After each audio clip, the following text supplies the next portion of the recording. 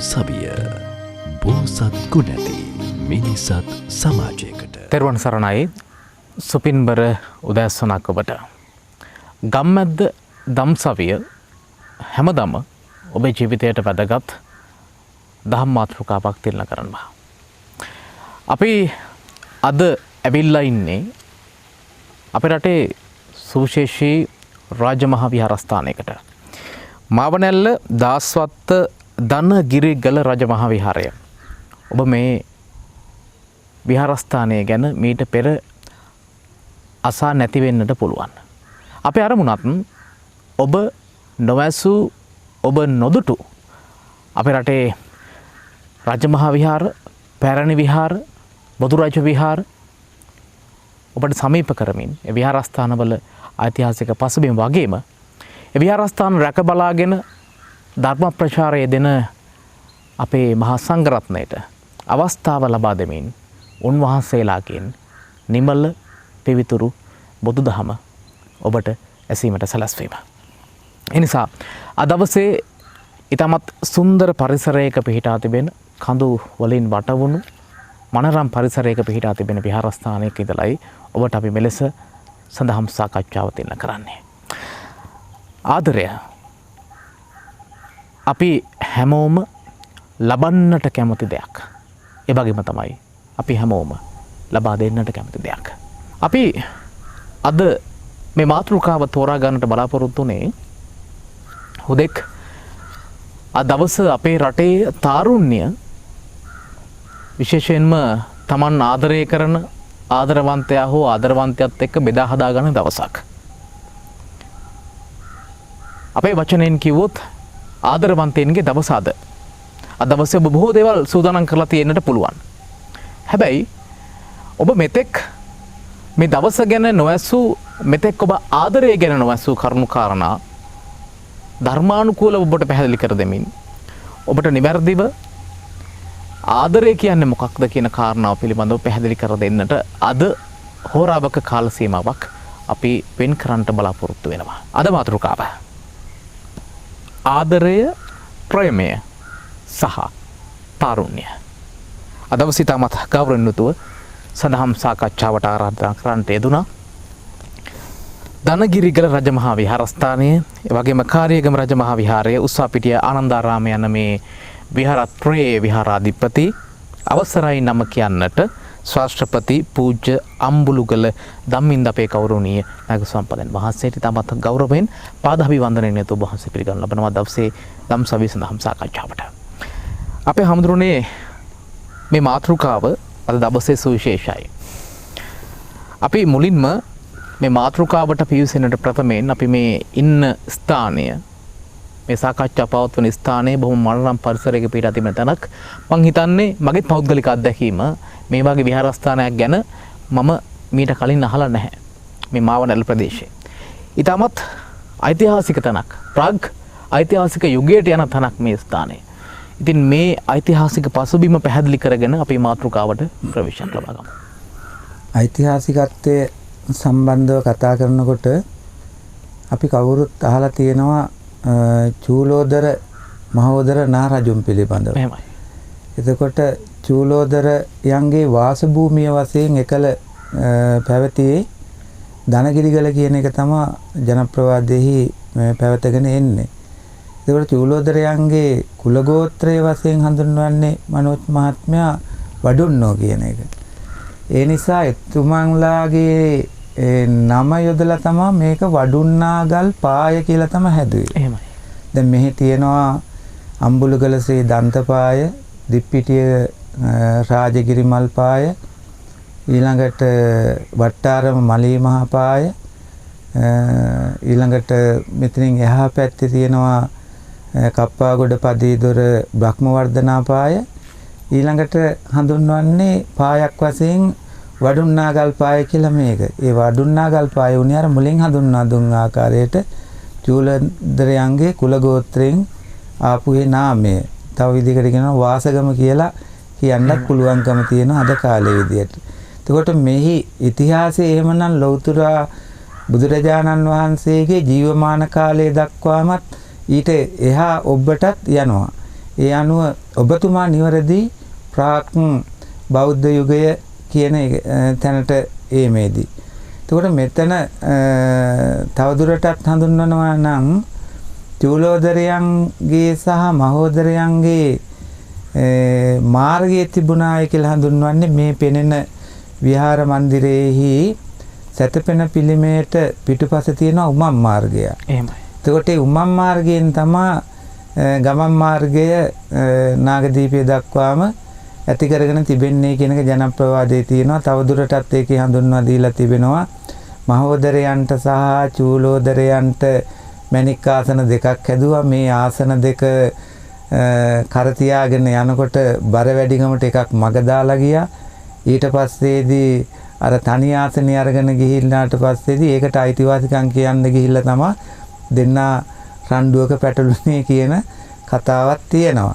ඉතින් කොහොම වුණත් චූලෝදරයන්ගේ වාසභූමිය වශයෙන් පැවතුණු මේ ස්ථානය වඩුන්නාගල්පාය කියන නාමයේ ඊළඟට එනවා ධනගිරිගල කියලා. එහෙමයි. ධනගිරිගල කියන නාමය මේ ස්ථානයට ලැබෙන්නේ පොළොන්නරු රාජධානි යුගයේ රජකම් කළ පළවෙනි විජයබාහු රජතුමා.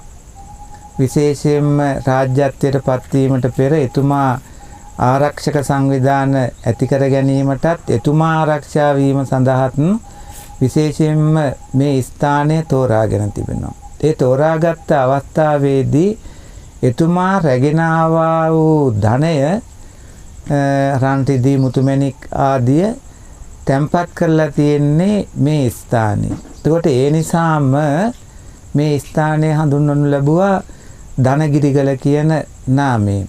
ඊට පස්සේදී විශේෂයෙන්ම වලගම්බා රාජ්‍ය සමය එන විට මේ ස්ථානය විශේෂයෙන් විහාර මන්දිරයක් ලෙන් විහාර මන්දිරයක් වශයෙන් ඉදිවනු ලබනවා. ඒ අනුව 65 අමුණක පමණ මේ ස්ථානයට ගොඩමඩ ඉඩම් ආදිය පූජා කරනු ලබනවා.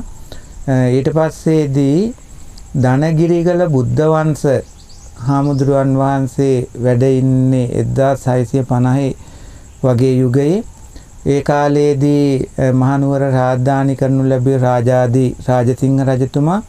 එතුමා විසින් තඹ සන්නසකින් සහ තල්පත් සන්නසකින් මේ ස්ථානය සහ මේ ස්ථානට අයත් ගම්බින් ආදිය පූජා කරනු ලබනවා. ඒ පූජාවන් සිද්ධ කරනු ලබන්නේ උන්වහන්සේගේ ශිෂ්‍යානුශිෂ්‍ය පරම්පරාවට බුදුසිරිත් පවත්වාගෙන යන න්‍යායෙන් කියලා තමයි පෙන්වුම් කොට දීලා තිබෙන්නේ. ඉතින් මේ විදිහටයි ඉතිහාසය හඳුන්වනු ලබන්නේ. ඊළාට මෙහි චිත්‍ර එහෙම ආදිය ගත්තාම මහනුවර යුගයට අයිති ඊටාම දුර්ලභ ගණයේ චිත්‍රත් මෙහි ඇතුළත් වෙලා තිබෙනවා. ඒ මොකද විහාර කර්මාන්තය තුලදී ගොඩාක් දුරට අඩුයි එදිනෙදා ජීවිතයේහි ගත කරන ආකාරයේ චිත්‍රයට නැගීම. මෙහි තිබෙනවා කිතුල් ගස් මැදීම, ඒ කියන්නේ රා මැදීම කියලා තමයි කියන්න තියෙන්නේ. එතකොට ඒ කාලයේහි මේ අවට ජනතාව ජීවත් වුණේ කුමන තත්ත්වෙන්ද කියන එක පවා මේ චිත්‍රවලින් පෙන්වුම් කොට දීලා තිබෙනවා. ඊළඟට මෙහි විශේෂ සම්බන්ධතාවයක් තිබෙනවා ලෙව්කේ වලව්වත් සමග. එතකොට ලෙව්කේ මැතිඳු ජනප්‍රවාදයේ හඳුන්වනු ලබනවා උදෑසන මූණ හොදන්න එන විට දැහැටි කෝට්ටකින් දත් මැද මැද එන ගමන් කරේ තියාගෙන එනවා ගල් කණු වගේ. එතකොට මේවා එකින් එක ගෙනල්ලා තමයි මේ ධනගිරිගල විහාරස්ථානට පිවිසෙන පියගැට පෙළ ඉදි කරලා තිබෙන්නේ කියන එක සඳහන් කරලා තිබෙනවා. එතකොට ඒ පරම්පරාවේහි අය තමයි මෙහි මූලික දායකත්වයේගෙන ක්‍රියා කරනු ලැබුවේ කියන එකත් පොත්පත්වල පවා සඳහන් වෙලා තිබෙනවා. එපමණක් නොව මෙතන යම් පුණ්‍ය ක්‍රියාවක් සිද්ධ කරලා අවසන් වුණාම ඒ පින් අනුමෝදන් කිරීමේදී ලේකුවේ මැතිඳුට විශේෂයෙන්ම පින් දෙන්න කියන එකෙන්ම පැහැදිලි වෙනවා.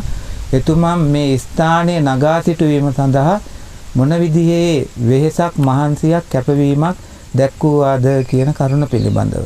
ඉතින් මෙවන් ආකාරයට තමයි මේ ස්ථානය මෙතන ගොඩනගන්නේ කියන එක හඳුන්වන්න පුළුවන්කම තියෙනවා. අනික මේ පූජා ක්‍රමය ඔබ දන්නවා හතර දිසාවෙන් වඩින මහා සංඝරුවනට එහෙම පූජා කරන්න කියලාන විශේෂයෙන් හඳුන්වා දෙන්න ලබන මෙතන තිබෙන්නේ ඝන පූජා ක්‍රමයක් කියලා කියන්න පුළුවන්. ඝන කියන්නේ පරපුරෙන් පරපුරට යන පූජා ක්‍රමයකට තමයි මේ සන්නස්සාදිය ලියලා තිබෙන්නේ කියලා හඳුන්වන්න පුළුවන්කම තියෙනවා. මේකේ තල්පස්සන්නස ඊළඟට මෙතන ආරම්භ වෙනවා තඹසන්නස. එතකොට මේ ඒ සන්නස්සාදිය සහ ඊළඟට ඉංග්‍රීසි පාලන යුගය තුල ඉංග්‍රීසීන්ද මේ කෙරෙහි දැක් වූ ආකල්පය සහ ඒ පුද පූජාවන් සියල්ලක්ම සිද්ධ කරපු ආකාරයටම සිද්ධ කරගෙන යන්නේ කියන එකත් පෙන්වුම් කර දීලා තිබෙනවා කියන එක තමයි මේකෙන් පැහැදිලි කරන්නේ. ශාස්ත්‍රීය ස්ථානයක් වශයෙන් පවත්වාගෙන යනු ලබනවා අපගේ සංඝ පීතෘවරයාණන් වහන්සේලා පසු කාලීනව අවුරුදු 35කට වගේ ආසන්න කාලයක් අරාජික තත්ත්වයට පත්වනු ලබනවා. විශේෂයෙන්ම අධිකරණ නියෝගයන් මත ඊට පසුව මේ මාගේ ගුරු දේවෝත්තමයන්න් වහන්සේගේ අපරිත ධෛර්යය නිසා මේ ස්ථානය ආයේ කෙමෙන් දියුණු කරා කියන්නේ දියුණුව කරා යොමු කරන අතරේදී උන්වහන්සේ හදිසියෙම අපවත් වෙනවා.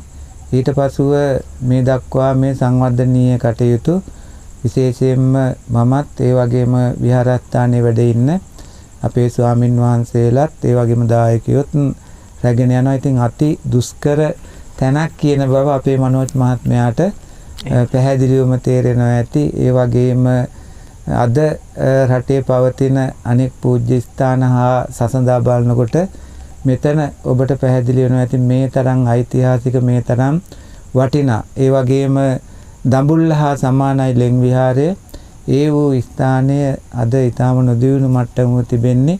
ඉතින් මේ කෙරෙහිත් විශේෂ අවධානය යොමු කළ මේ ස්ථානය දියුණුව කරා යොමු කිරීමට සියලු දෙනාගේම සහාය මම මේ අවස්ථාවේ බලාපොරොත්තු වෙනවා. එහෙමයි අපේ හඳුරන්නේ. අපේ අරමුණත් එයයි අපේ බලාපොරොත්තුවත් එයයි කාලේ වැලිතලාවෙන් පැසී යන්නට නොදී බෞද්ධ උරුමයන් රැකගෙන එය ලොවට අනාවරණය කරමින් එවැනි ස්ථාන දියුණු කරන්නට මතු පරපුරට දායාද කරන්නට තිල්න කරන්නට සුරක්ෂා කරන්නට අවශ්‍ය මඟ පෙන්වීම ලබා දීම තමයි අපි අරමුණක්. ඒ නිසා අපි වන අරබන මේ කෙරෙහි අවධානය යොමු කරන බලධාරීන්ට අපි මතක් කරන්නේ මේ තැන අතිශය සුවිශේෂී තැනක්. මතු පරපුර වෙනුවෙන් අපි සුරක්ෂා කොට තිල්න කළ යුතු තැනක්. අපේ මාතෘකාව දවසේ ආදරය, ප්‍රේමය සහ තාරුණ්‍ය. අපේ හැමදෙරුනේ ආදරයයි ප්‍රේමයයි කියලා කියන්නේ එකක් කියලා බොහෝ දෙනෙක් කියනවා. තව සමහරු කියනවා නෑ දෙකක් කියලා. ආදරය කියන කතාව මේ තාරුණ්‍යට විතරක් සීමා කරන්නට අපහසුයි. හැබැයි අපි එහෙම නොකළොත් මේ මාතෘකාව පුළුල් මාතෘකාවක් වෙන අපිට මේ හෝරාවක කාල සීමාවකට ලක් කරගන්නට බෑ. අද දවසේ තියෙන සුවිශේෂී තත්ත්වයක් නිසා මේක මේ බටහිර කරණයෙන් ආව දවසක් එක හරි. දැන් කොහොමත් අපේ සංස්කෘතියේ කොටසක් බවට පත් වෙලා ඒ සම්බන්ධයෙන් විවේචන තියෙන්නට පුළුවන්. නමුත් අපි ඒ ගැන කතා කරන්න නෙවෙයි. මේ ආදරය ගැන වැඩිපුර කතා කරන දවසක් නිසා මෙහි යථාර්ථය මේ ආදරය කියන එක අපි විඳින්න ඕනේ කොහොමද, මේක අපි දකින්න ඕනේ කොහොමද කියන කාරණාව තමයි අපි අද දවසේ කතා කරන්න බලාපොරොත්තු වෙන්නේ. අපේ හැමදෙරුනේ ප්‍රේමේ නම් රාගයෙන් තොර සඳ එළියසේ අචින්තයයි කියලා කතාවක් තියෙනවා. මේකේ විවිධ අර්ථකථන තියෙනවා, විවිධ මත ඉදිරිපත් වෙනවා. කෙසේ නමුත් ආදරය ප්‍රේමය කියලා කියන්නේ දෙකක්ද එකක්ද, ඒ වගේම ඒක කොහොමද තාරුණ්‍යයට බලපාන්නේ කියන කාරණාව අපි මුලින් කෙටියෙන් පැහැදිලි කරනිමු. දැන් ප්‍රේමය සහ ආදරය කියන එක ගත්තාම අපි දැක්ක සැනින් එක හා සමානයි කියලා බොහෝ දුරට අදහස් කරනවා. නමුත් මෙහි පවත්නා වූ ආකාරය දිහා බලපුවාම ප්‍රභේදගත කරන්නත් පුළුවන්කම තිබෙනවා. ඒ ප්‍රභේද ගත කිරීම තුලදී විශේෂයෙන්ම මාපිය දූදරු ප්‍රේමය, ඊළඟට සහෝදර සහෝදරියන් අතර සහෝදර ප්‍රේමය කියලා එකක් ඇති වෙනවා. නෑදෑ හිත මිතුරන් අතර ඔය විදිහට ප්‍රභේදගත වෙනවා. දැන් ගොඩාක් දුරට දාද වර්තමානයේහි මේක යන්නේ තාරුණ්‍ය ප්‍රේමය සම්බන්ධව තාරුණ්‍ය ප්‍රේමය සම්බන්ධව යාමේදී ඔබතුමා ආරම්භයේදීම දුන්නා රාගයෙන් තොර සඳ එළියසේ අචින්ත්‍යයි පාරිසුද්ධයි සුරම්‍යයි. ඒතකොට මේ සම්බන්ධව යනකොට මානව වර්ගයාගේ ආරම්භය දක්වාම පැමිණෙනවා කියන එක කියන්නත් පුළුවන්. ඒ වගේම අනෙක් ආගම් වල වගේම බුදුදහම තුලත් ප්‍රේමය කියන මාතෘකාව කතා කරගෙන ඇවිදිලා තිබෙන බව යම් යම් සූත්‍ර දේශනාවලින් සහ ඒ වගේම බෞද්ධ සාහිත්‍ය ග්‍රන්ථවලින් පැහැදිලි වෙන කරුණක්. ඒතකොට මේ ගැන කල්පනා කරලා බැලුවොත් එහෙම ඇත්තෙන්ම ප්‍රේමය සහ ඒ වගේම ආදරය කියන මේ මාතෘකා දෙක අර මුලින් මං කිව්වා වගේම එකක් වගේ පෙනුනාට ඇත්තටම මේක දෙකක්. ආරම්භය ප්‍රේමය වෙන්න පුළුවන් මනෝත් මහත්මිය. එහෙමයි. නමුත් ඒක ස්ථාවර වෙනකොට ආදරයක් බවට පත් වෙනවා. ඊළඟට ඒ ආදරයේහි අවස්ථා ගණනාවක් එනවා ඉදිරියෙන් ඉදිරියට පියවරෙන් පියවරට. සමහර විට ආවා විවාහයෙන් සම්පූර්ණ වෙන අවස්ථා එනවා. ඒක තව එතනින් එහාට ඔබට යනවා. මේ කොතනටද දරු මුණුපුරන් දක්වාම. ඉතින් මේ විදිහට බැලුවාම ප්‍රේමය කියන එක ඊළඟට වර්ගීකරණය කරන්නත් වෙනවා. හැබැයි එතනදී වත්මන් තරුණ පරපුරේ සියලු දෙනාම කියලා කියන්න බෑ. මොකද සියලු දෙනාම ඒ தത്വෙටම වැටෙන්නේ නැහැ. නමුත් සමහරක් ඇත්තෝ ඉන්නවා තරුණ පරපුරේහි රාගයෙන් තොර නෙවෙයි. රාගයට බද්ධ වෙලා ප්‍රේමය කරන ආකාරය. ඒක අද ඊයේ මේ වර්තමාන තරුණ පරපුරේ ඔය මං කියන ඇතන් කොට්ටාසය තුල පමණක් තිබුණා කියලා කියන්න බෑ. මොකද යම්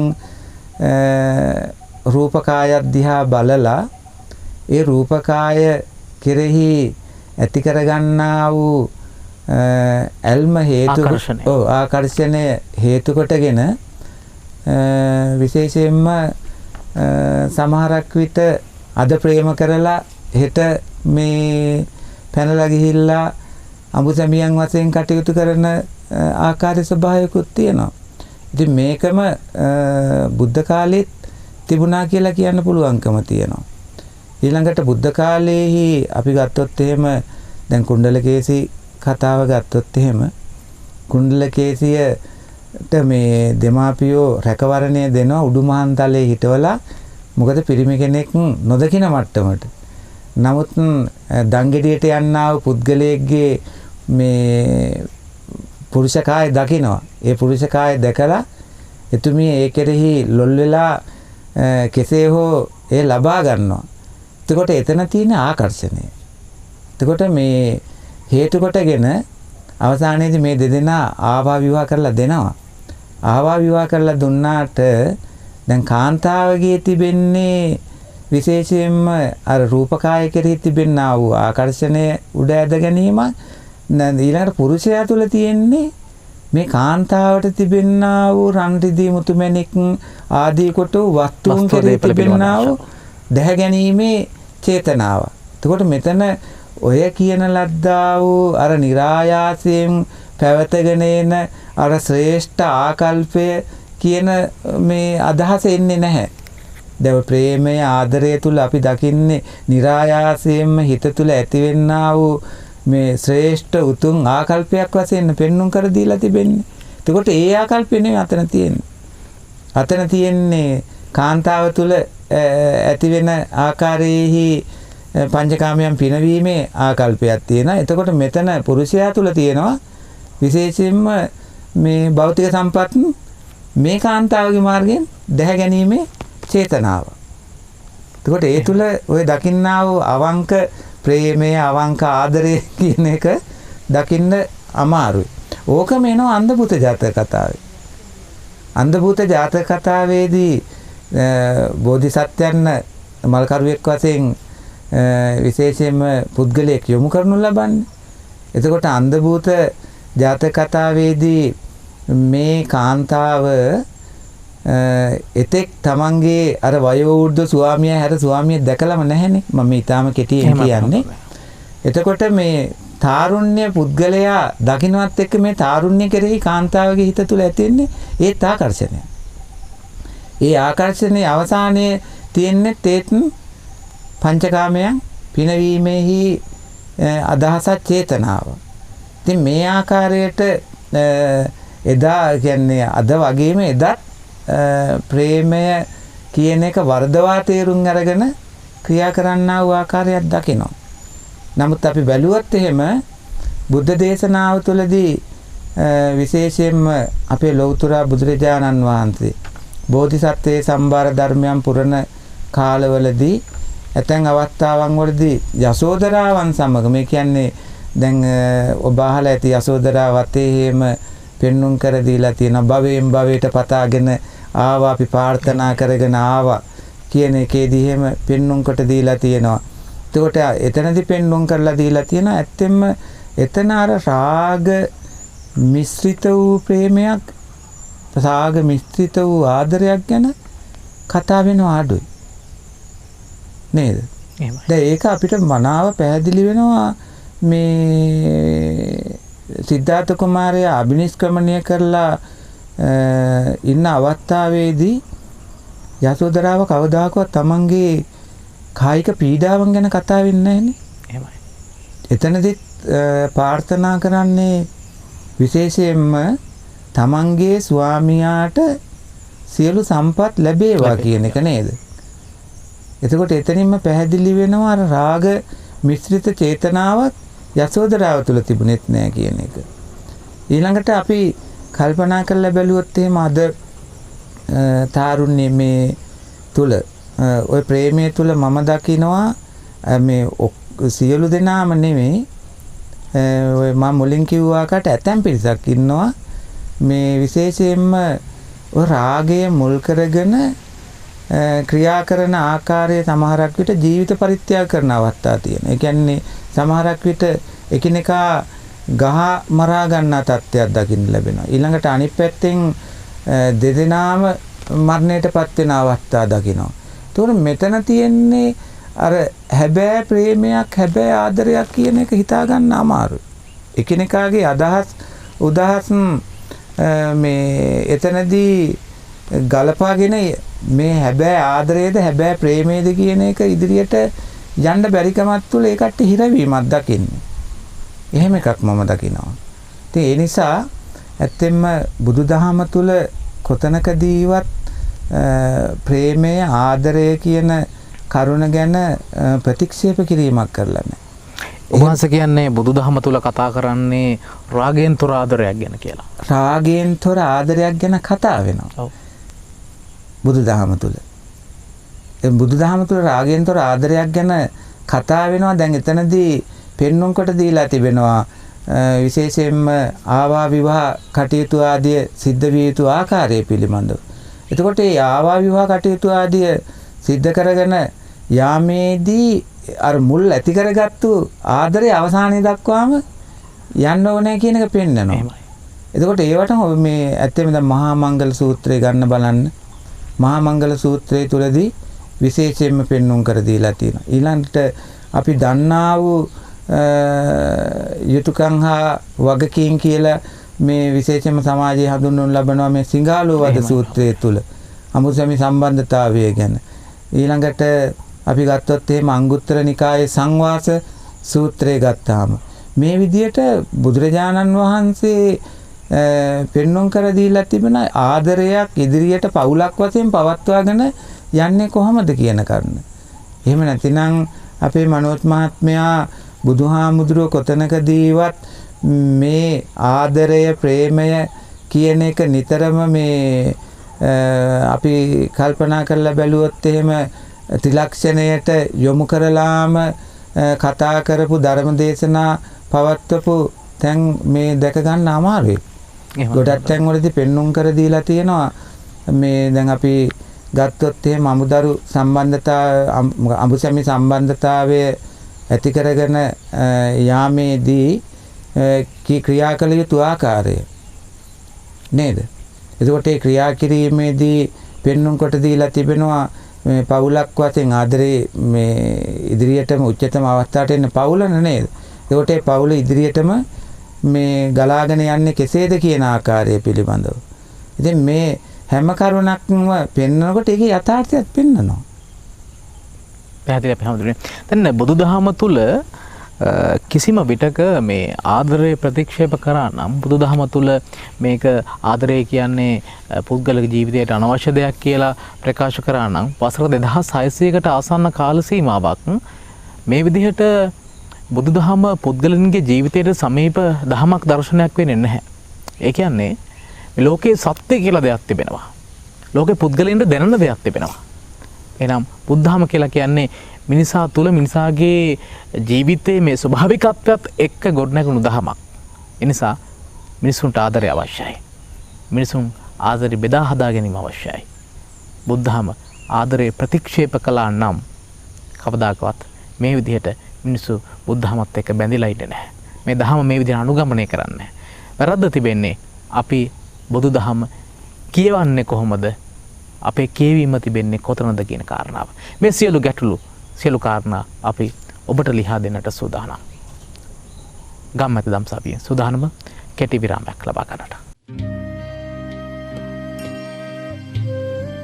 ගම්මැද්ද දම්සවිය බෝසත් ගුණැති මිනිසත් සමාජයකට. ඔබ නැවතත් ගම්මැද්ද දම්සවිය සමග අපි අද දහම් සාකච්ඡාව ගෙනෙන්නේ මාවනැල්ල දන ගිරිගල රජමහා විහාරස්ථානයේ ඉඳලා.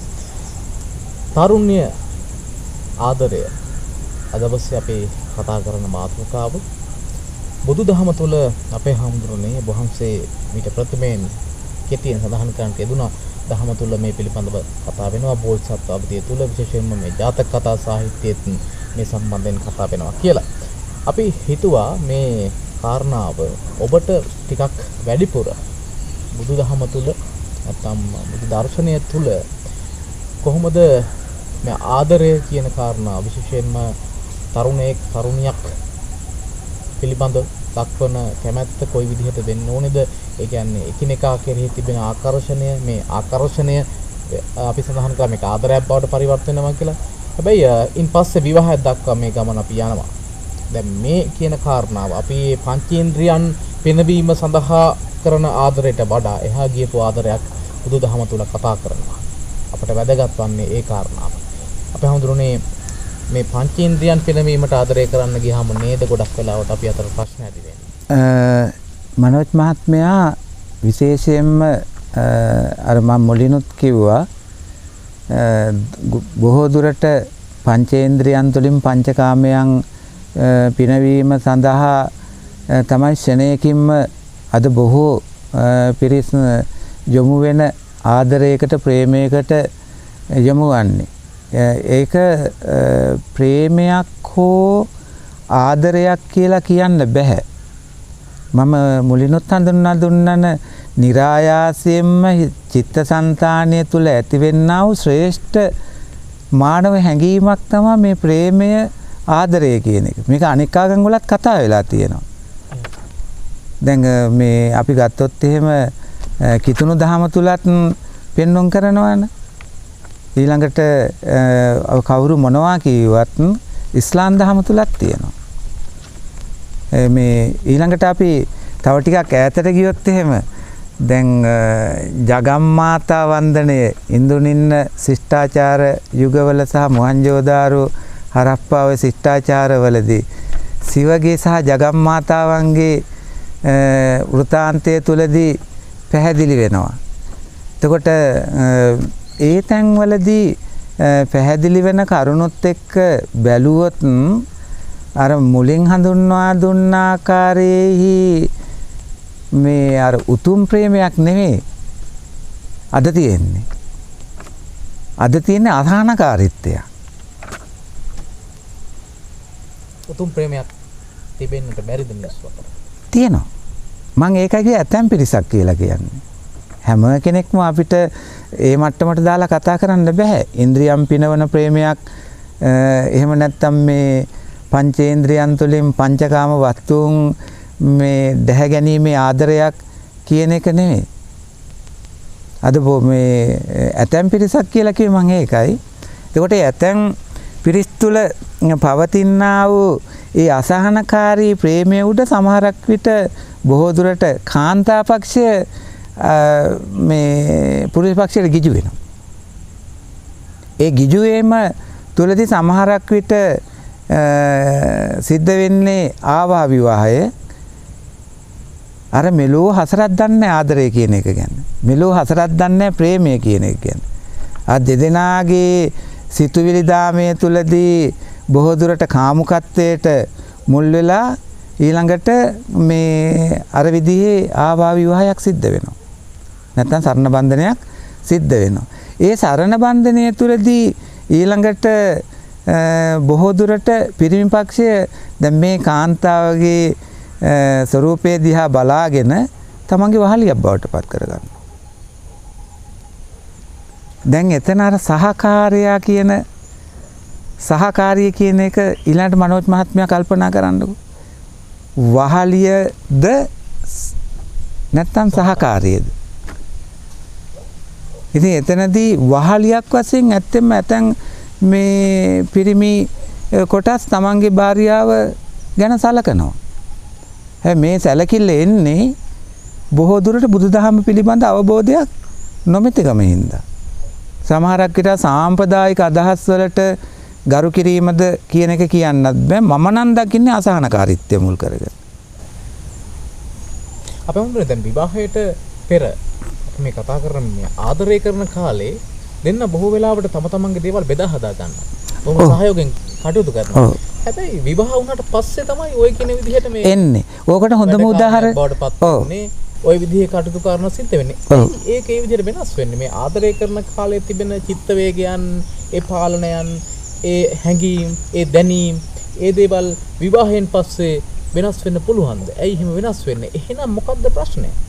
ප්‍රශ්නේ වෙලා තියෙන්නේ මහත්තයා මේ යන රටාව තුල තියෙන අර මාමුලින් කිව්වාකට ඇත්තෙම අසහනකාරී. මම දකින්නේ ඒකයි මගේ ආරම්භයේදී ඔකට හොඳම උදාහරණයක් තියෙනවානේ මහා කාශ්‍යප මහ රහතන් වහන්සේගේ ගිහි නාමයේ පිප්පලි මානවකයන්. පිප්පලි මානවකයා ඇත්තෙම විවාහ වෙන්න කැමැත්තක් දක්වන්නේ නැහැනේ. ඊට පස්සේ දැන් පිප්පලි මානවකයාට හමුවන කාන්තාවත් කතාව බොහොම දිගයි. දෙදෙනාගේ අදහස් උදහස් එක සමාන වෙනවා. ඒ අදහස් උදහස් එක සමාන වෙලා ඒ දෙදෙනාම සරණ බන්ධනයට ලක් වෙනවානේ. සරණ බන්ධනයට ලක් වුණාට පස්සේ මේ දෙදෙනා එදා ඒ සාකච්ඡා කරපු දේ නේද අවසානයේ දක්වාම අරගෙන එන්නේ. දැන් අද තියෙන්නේ එදා මේ සමහරක් විට මල් ගොමුවක් තුල වෙන්න පුළුවන්. එහෙම නැත්නම් වෙනත් නිදහස් තැනකදී වෙන්න පුළුවන්. දෙන්න ඊළඟ සැලසුම් කරනවා. ඒ මේ විදිහට අපි දෙන්න එකතු වෙලා කරමු මේ විදිහට කරමු කියලා සැලසුම් කරනවා. සැලසුම් කරාට ඊළඟට බොහෝ දුරට මේ ඒ සැලසුම් වලට වඩා අමතර අර පුරුෂයා නිතරම කාන්තාව කෙරෙහි අර අසහනකාරීත්වය මුල් කරගත්ත සැකය තියෙනවා. සැකය තුල ජීවත් වීම හේතු කොටගෙන සමහරක් විට කාන්තාවට සමාජයට අවතීර්ණ වෙන්න දෙන්නේ නැහැ. ඉගෙනගත්ත කාන්තාවකට උනත් අවතීර්ණ වෙන්න දෙන්නේ නැත්නම් තියෙනවා. සමහරක් විට රැකියාවට ගියත් මේ මුරකාවල් යොදනවා.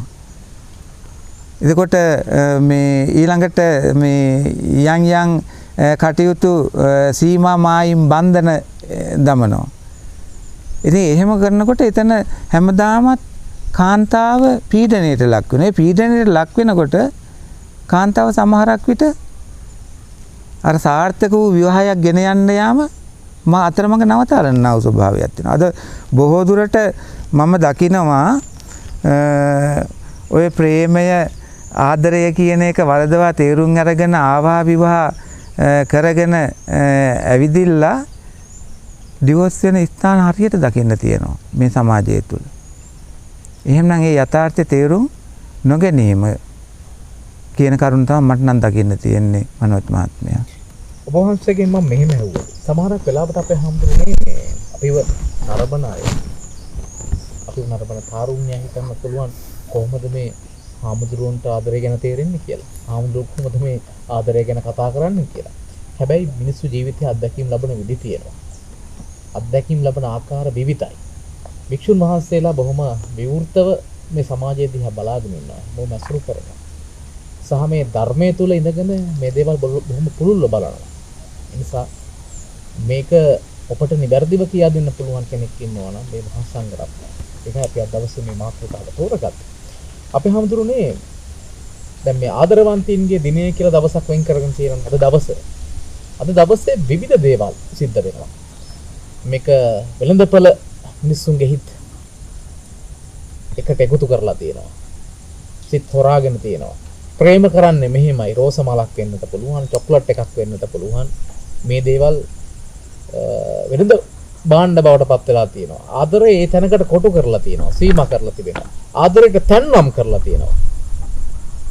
මේ දේවල් එක්ක ගියාට පස්සේ අපි දකිනවා අපේ තාරුණ්‍ය මම්මුලා වෙලාද මේ ඉන්නේ කියලා.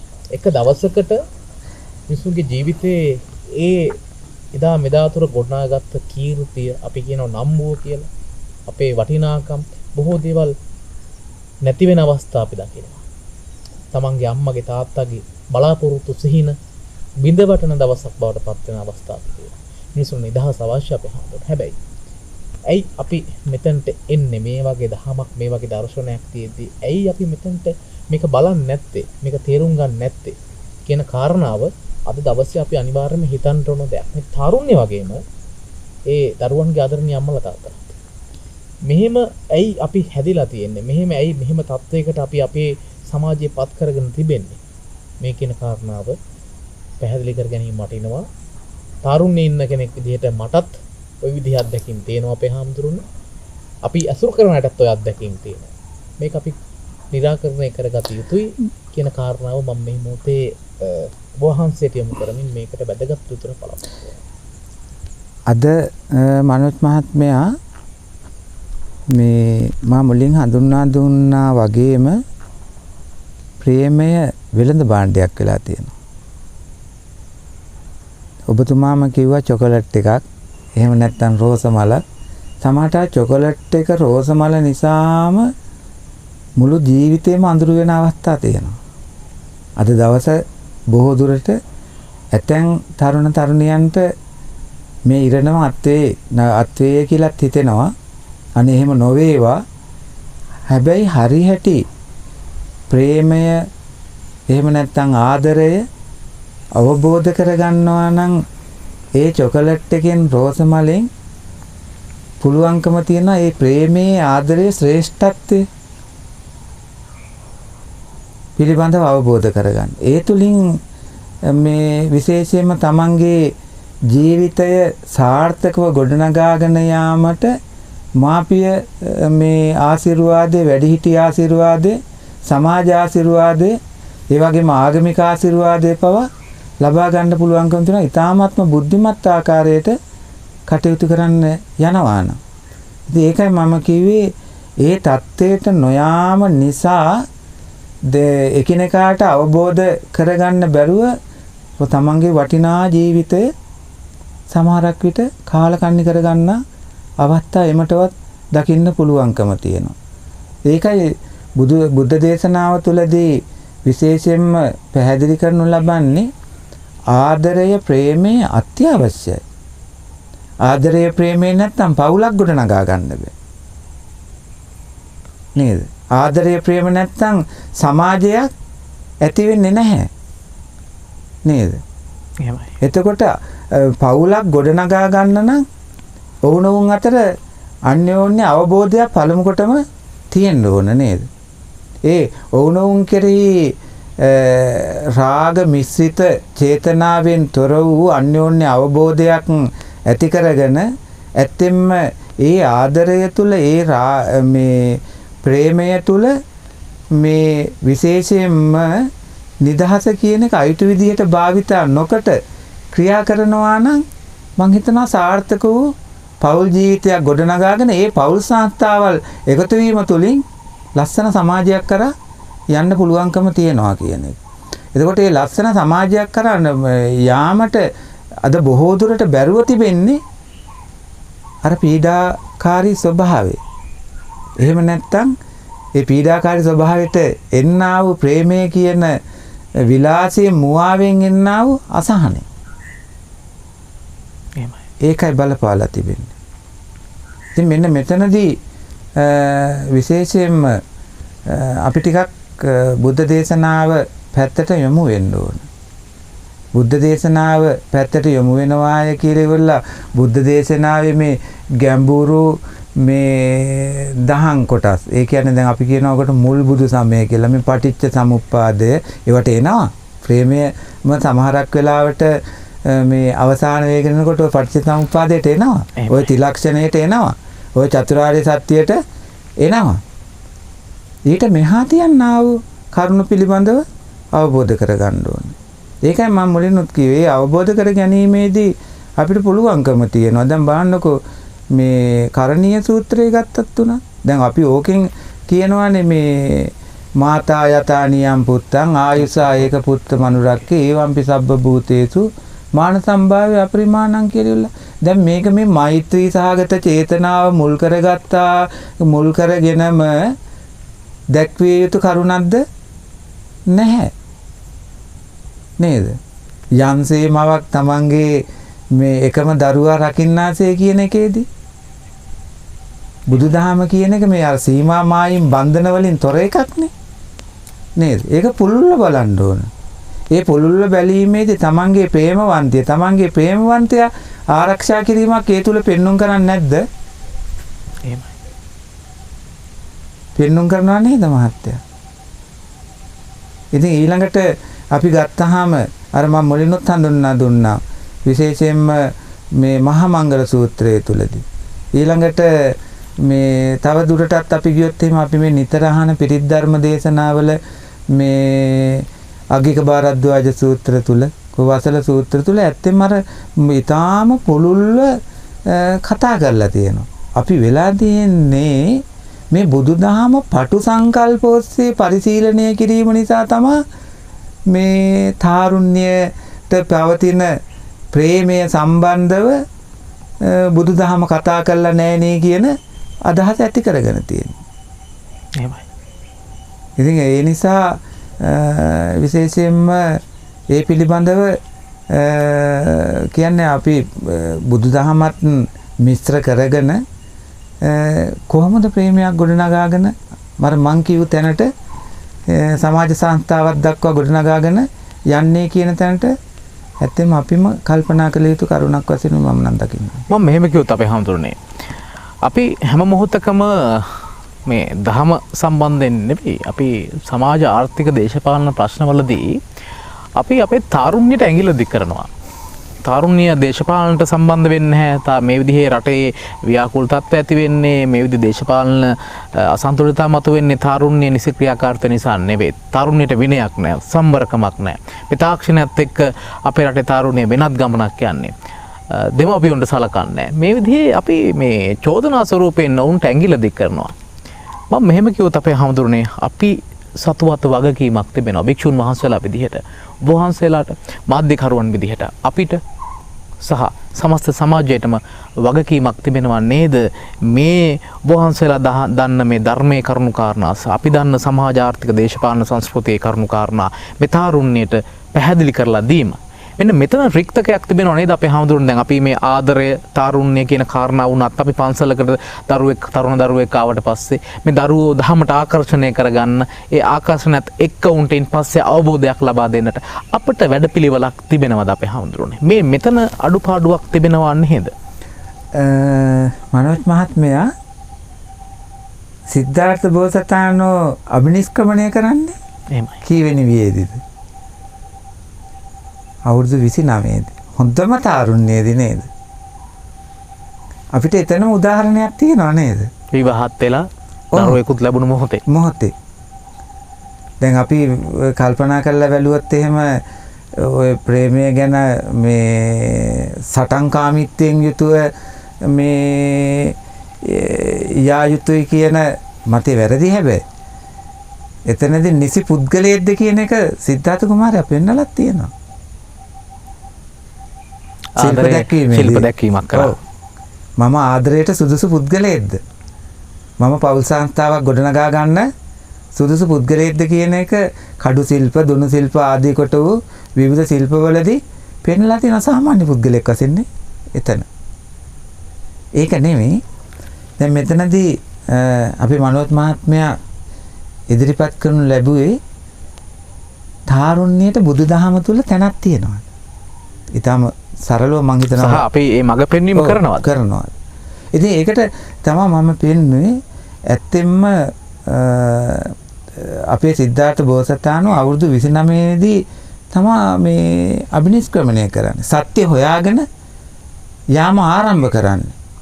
ඒ සත්‍ය සොයාගෙන යාම ආරම්භ කරන්නේ අපි තව විදිහකට කියනවා නම් නාබර තරුණ විය නේද? එතකොට ඒ තරුණ වියේදී එතුමාණන් සහ ඊළඟට එතුමාණන් වට රොක්වන්නේ තරුණ පිරිස.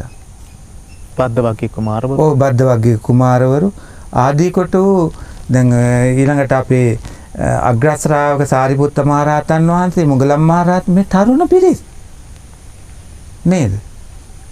අද ගොඩක් දුරට සිද්ධ වෙලා තිබෙන්නේ කියන්නේ එක් පැත්තකින් අපේ පිරිස් මේ විහාරස්ථානය කරා එහෙම නැත්නම් බුදුදහම කරා නැඹුරු වීමක් නැහැ කියන්නත් බෑ. නැඹුරු වෙලා පවතිනවා. ඒ නැඹුරු වෙලා පැවතුනාට සමහර විට මේ තරඟකාරී ආර්ථික රටාව නිසා දෝ අර තරුණයන්ට දිය යුතු දේ ලැබෙනවා අඩුයි. ආර්ථිකය වගේම අධ්‍යාපන ක්‍රමයක්. ඔව් අධ්‍යාපන ක්‍රම. අපේ රටේ පවතින අධ්‍යාපන රටාව දිහා බැලුවත් ඇත්තෙන්ම අපේ රටට උචිත අපේ සංස්කෘතියට උචිත අධ්‍යාපන රටාවක්ම ලැබෙනවාද කියන එක හිතන්නත් ඒක මම ඔබටම බාර කරනවා. ඒ මොකද ඒ තුලින් මම්මුලා වෙලා ඉන්න අපේ තරුණයෝ. ඒ මම්මුලා වෙලා ඉන්න නිසාම බොහෝ දුරට ඒ කට්ටිය වෙනත් මාර්ග කරා යමු වීමක් තියෙනවා. ඊළඟට වැඩිහිටි පැත්ත ගත්තාම එතනදී නම් කතා කරන්න වෙනවා මට චෝදනාත් කරන්න පුළුවන් සමහර විට පාලක පන්තියේ ඉඳලාම තමන්ගේ නිවසේ වැඩිහිටියා දක්වාම රටේ නිවැරදි මාර්ගයම ඇත්තටම බොහෝ දුරට කියා දෙනවද? ඒ අය අර තාරුණ්‍ය කියන්නේ නවයෝන් වියන ඔතන ඊටාම භයානකම තැන. දැන් නවයෝන් වියේදී ඉන්නා වූ අයෙක් ගත්තාම අපි ඒ විය පහු කරලා හින්දා අපිම දන්නවා වහලා තියෙන දේ නිතරම ඇරලා බලන්න ආසාව තියෙන්නේ. එහෙමයි. නේද? එතකොට අන්නේ එතනදී අර ඉහළ ශ්‍රේණියේ ඉඳන්ම පෞල් පසුබිම තුල ඉන්න වැඩිහිටියා දක්වා ඉන්නා වැඩිහිටියා මොනතරම් කතාවෙන් හැසිරීමෙන් හැම දෙයකින්ම ආදර්ශමත් වෙන්න ඕන නවයුන් වේ ඉන්න කෙනාට. ඒක දකින්න අමාරුයි. අද අපි කල්පනා කරලා බැලුවොත් එහෙම මේ දේශපාලන ක්ෂේත්‍රයේ තුලටත් තාරුණ්‍ය පිවිසෙනවා කියන එක අඩුයි දකින්න. ආගමික ක්ෂේත්‍රයට පමණක් නොව. ඒකට හේතු වෙලා තියෙන්නේ මොකද? දේශපාලන ක්ෂේත්‍රය තුල මොන ආකාරයටද කතා බහ ක්‍රියාකලාපයන්. ඒකට මේ කෙරෙහි මම දකින්නේ අපේ තරුණ පිරිස යම් කලකිරීමක් දක්වනවා කියන්නේ. එතකොට මේ මා කතා කළේ මේ දේශපාලන ක්ෂේත්‍රයේ ඉඳලාම වැඩිහිටි පන්තිය ඇත්තටම තාරුණ්‍ය ආකර්ෂණය වෙන ආකාරයට තාරුණ්‍යයට යහපත් ආදර්ශයක් ගන්න පුළුවන් ආකාරයට කතා කරනවාද ක්‍රියා කරනවාද? ඊටම සරලව ඇහුවා. එහෙමයි. නිකන් අපි කතා කරන භාෂාවෙන් කියන ඕක වැඩක් නෑ බං කියන මට්ටමේ නේද අද තරුණයෝ ඉන්නේ.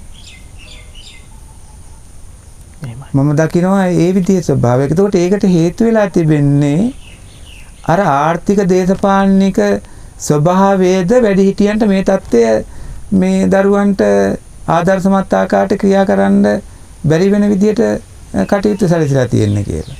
අපි කල්පනා කරලා බැලුවොත් අනෙක් පැත්තෙන් තාරුණ්‍ය බලාපොරොත්තු වන දේ අපේ ආගම තුලින් ලැබෙනවාද කියන එක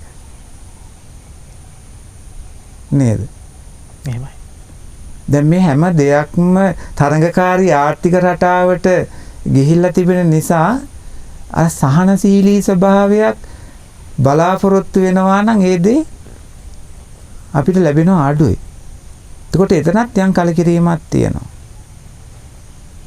ඉතින් මේ හැම දෙයකටම අපේ මනෝත් මහත්මයා කිව්වා වගේම ඇත්තෙම ආර්ථික දේශපාලන හේතුන් ආගම තුලටත් ඇතුල් වෙලා තියෙනවා. ඒ ඇතුල් වීම නිසාම සමහරක් විට අර තරුණ පිරිස් බලාපොරොත්තු වෙන්නා වූ මාර්ගයට යාමට යම් අවහිරයක් බාධකයක් තිබෙනවා. ඉතින් ඒකට මම දකින්නේ නම් ඇත්තෙම ඉහළ ඉඳන්ම පහළ කියන්නේ පවුල දක්වාම ඉන්න වැඩිහිටි පිරිස් මීට වඩා ඩිංගක් මේ බුද්ධිමත්ව කල්පනා කරන්න වෙනවා. ඒ කල්පනා නොකිරීමේ ප්‍රතිඵලයක් වශයෙන් මම දකින්නේ අපිටම කියලා ඉවල්ලා අනන්‍යතාවයකින් යුක්තව ක්‍රියා කරන්න ඉදිරියට බැරි වෙනවා. ඊළඟට අපිට කියලා සමහරක් විට සංස්කෘතියක් නැතුව යනවා. දැනටත් ඒක වෙලා තිබෙන්නේ. ඒක අපි දන්නවා හොඳටම. පැහැදිලිව පේනවා රටේ තොටේ ඇවිදින විට. එහෙම වුණාම අර ප්‍රෞಢ ඉතිහාසයක් ගැන අපි කතා කරනවා. ඒ ඉතිහාසය අපිට මොන ආකාරයට දෙස් දෙවල් තියයිද කියන එක ඇත්තෙම තරුණ පිරිසටම හිතන්න ඉඩ දෙන්න ඕනේ. එහෙම අපේ හඳුරන්නේ. අපිට තිබෙනවා එවන් වටිනා ඉතිහාසයක්, වටිනා පසුබිමක්. ඒ වගේම තමයි අපි හැම මොහොතකම අවවාදයට වඩා ආදර්ශය උතුම්යයි සලකමින් කටයුතු කළොත් මේ තරුණයින්ට අපි හොඳ ආදර්ශයක් ලබා දෙවි. අපි හඳුරන්නේ මේ සාකච්ඡාවේ අවසාන මොහොතට අපි ඇවිල්ලා ඉන්නේ. මේ කාරණාව කතා නොකළොත් අඩුපාඩුවක් කියලා මං හිතනවා.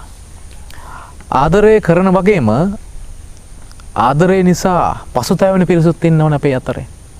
ආදරයත් එක්ක ගහට පොත්තර ගහවාගේ තියෙනවා විරහව කියන කාරණාවක්.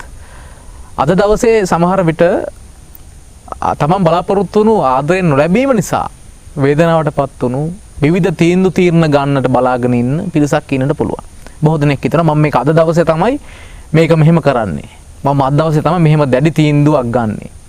එහෙම ක්ෂණික තීරණ ගන්න පිරිස් ඉන්නවා. අපි කියන්නේ පොඩ්ඩක් නතර වෙන්න. මොහොතක් නතර වෙන්න. අඩියක් පස්සට තියන්න.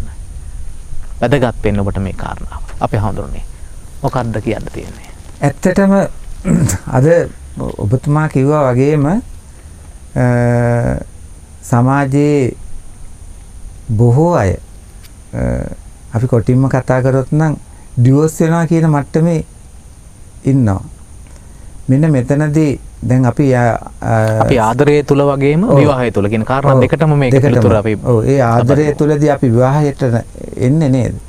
එතනදී සමහරක් විට අපේ නීතියට අනුව අස්සනුත් ගහනවා. එහෙමයි. නේද? නීතියෙන්ම බැඳුනා කියලානේ කියන්නේ.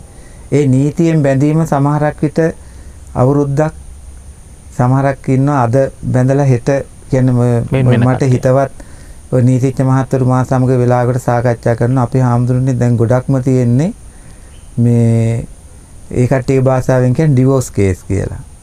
ඒ කියන්නේ මේ මොකද්ද විවාහය දෙදරලා යන්නා වූ ආකාරයේ ප්‍රශ්න ගැටලු තමයි පවතින්නේ කියලා. ඉතින් එන්නේ ඒ වෙනි තත්ත්වයන් වලට. ඒකට මේකට දැන් යම් ආකාරයක කියන්නේ ප්‍රේමය හෝ ආදරය කරන කාලය තුලදී යම් යම් නිගමන වලට එන්න ඇතිනේ. යම් යම් සාකච්ඡාවල් වලටත් එන්න ඇතිනේ. එතකොට මේ යම් යම් සාකච්ඡාවල් වලට නිගමන වලට එනකොට විශේෂයෙන්ම බලන්න ඕනේ අන්‍යෝන්‍ය අවබෝධය. ඔක බ්‍රාහ්මණ සංස්කෘතිය තුල එන්නා වූ දෙයක් තමයි මොකද්ද පොරොන්දම් බැලීම කියන එක. ඊළඟට බෞද්ධ දර්ශනය තුල ඕක කතා වෙනවා අර මාමුලින් කිව්ව අංගුත්තර නිකායේ සංවාස සූත්‍රය. ඒකෙදි කියවෙනවා චාවෝ චාවය සද්දින් සංවසති චාවෝ දේවියා සද්දින් සංවසති දේවෝ චාවයා සද්දින් සංවසති ඊළඟ දේවෝ දේවියා සද්දින් සංවසති කියලා.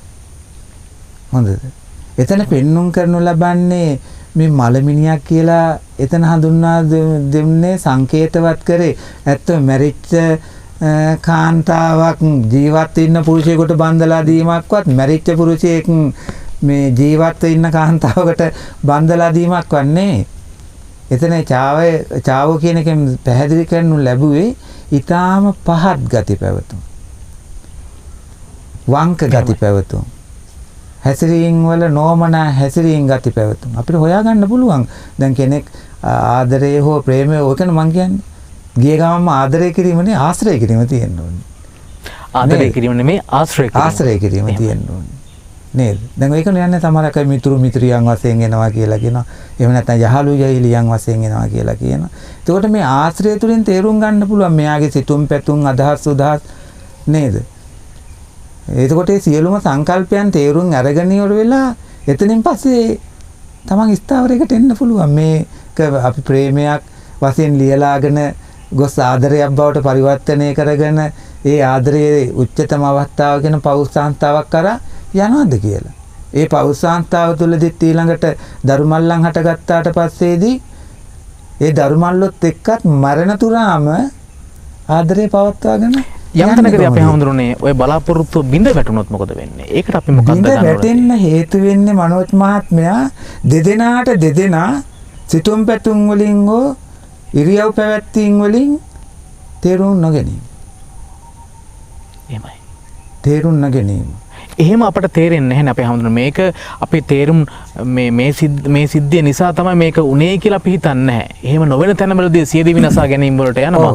තවත් මෙන්න ප්‍රශ්න ඇති කර ගන්නවා. මෙන්න මේකට අපි අවසාන මොහොතේ ලබා දෙන්න ඕන පිළිතුර මොකද්ද? මේ අපි නරඹන අපේ තාරුණ්‍යයට සහ වැඩිහිටියන්ට දරුවන් වෙනුවෙන් උපදෙසක් ලබා දීමට දිය යුතු උපදෙස් ඔබ වහන්සේගෙන් බලාපොරොත්තු වෙනවා. ඇත්තටම විය යුත්තේ ආරම්භක ආදරයේ අවසානයේ දක්වාම ඊටාම කෙටියෙන් කියනවා නම් පවත්වාගෙන යාම. මං කියන්නේ වැටහෙනවද මන් දන්නේ නැහැ. වේ කියලා කියන්නේ අන්‍යෝන්‍ය අවබෝධයක් තුලින් ආදරයක් ඇති කරගත්තා නම් ඒ ආදරය විශේෂයෙන්ම ඉදිරියටම පවත්වාගෙන යන්න. ඒ කියන්නේ අන්‍යෝන්‍ය අවබෝධය නිතරම තියෙන්න ඕනේ කියන එක. විශ්වාසය කියන එක උපරිමයෙන් තියෙන්න ඕනේ කියන එක තියෙන්න ඕනේ. තව කරුණක් තියෙනවා.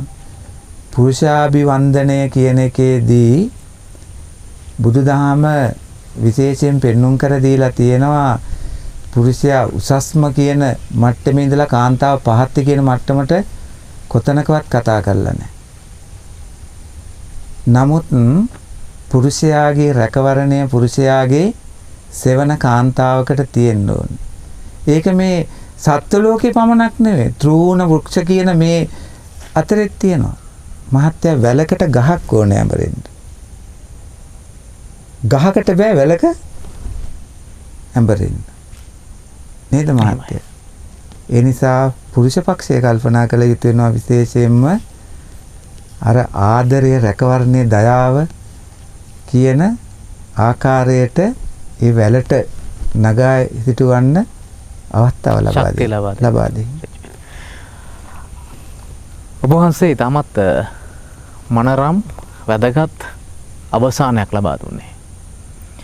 පුරුෂයෙක් කසක් නම් එහි ලතාවන් ගැහැණිය. ආදරය තුලත් ගැහැණියට දරුලා වැඩෙන්නට පුරුෂයෙක් ඍජුව නැගී සිටිය යුතු වෙනවා. අවශ්‍ය කරන නිදහස ඉඩහසර ලබා දිය යුතු වෙනවා. ගැහැණියත් ඒ නිදහස ඒ විදිහට භුක්ති විඳිමින් දෙදෙනාගේ අවබෝධය මත තමන්ගේ ගමන යමයි අවශ්‍ය වෙන්නේ. අද ඔබ සමරන මැති ආදරවන්තයින්ගේ දිනය කියලා. හැබැයි ආදරය කියන්නේ විඳවීම නෙමෙයි. ආදරය කියන්නේ විඳීම.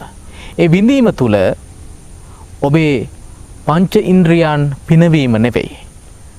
ඔබේ හදවතට අවංකව තරුණයෙක් නම් තරුණිය තමන්ගේ සහෝදරියක් තමන්ගේ නැගණියක් හා යන සිතවිල්ල පදනම් කරගෙන තමන්ගේ ජීවිතය එකිනෙකාගේ ජීවිතය දියුණුව කරා මෙහෙයවීමට අවශ්‍ය වටපිටාව සකසා ගැනීම අතිශය වැදගත් වෙනවා. ඒ දෙදෙනාට මෙසේමයි. බුදුදහම ඔබට අවශ්‍ය කරන මඟ පෙන්වීම නිවැරදිව ලබා දීලා තිබෙනවා. ඒ නිසා නිරතුරුවම ජීවිත අවබෝධය තුළ ඔබ ආදරය කරන්න. ඔබ කරන ආදරය ඔබේ ජීවිතයට මහත් අත්වැලක් වේවි. කිසිදාක ඔබට වේදනාවක් නොවේවි. විරහාවක් නොවේවි.